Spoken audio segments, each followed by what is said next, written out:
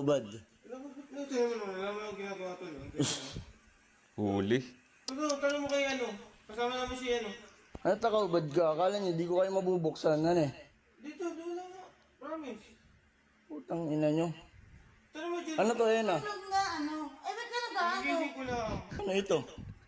Tol, gigising Ah, ko lang. Parang naistorbo pa, pasensya na. ito, ganyan. Dito, Ah. promise, gigising ko lang. Promise. Tang ina nyo, ha? Tang ina mo.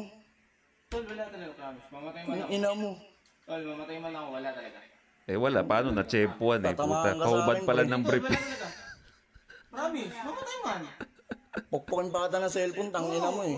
Oo nga, tol, promise. Wala nga.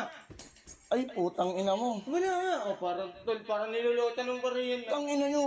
Ginagawa nyo pa akong tanga. Ginagawa nyo akong tanga. Hindi ko alam yung kabuuang storya nung kwento. Pero hindi nagme-make sense sa akin na magagalit yung may hawak ng camera dun sa dalawa kung wala siyang ka-relationship dun sa babae. Diba? Kasi kung tropa mo lang yun at tropa mo yung babae, nagbembangan sa kwarto mo, kunyari hindi nagpaalam, parang hindi mo naman sasampalin eh. Diba? Kasi parang magagalit ka. Pre, ba't dito kayo? Pero hindi mo sasampalin. Kaya nagme-make sense sa akin na may karelasyon, no? Magkarelasyon yung may hawak ng cellphone at yung babae. So, nahuli niya nga sa akto. Yun ang nagme-make sense sa akin. No? And, wala. Mahirap talagang iwasan yan, pre. No?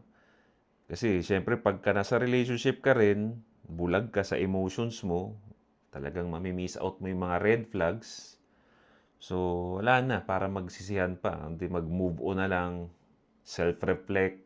Magpayaman, magbuhat, pare. Yun lang masasuggest ko dyan, no? Malamig talaga ang alsada sa ngayon, bro. No? Stay strong.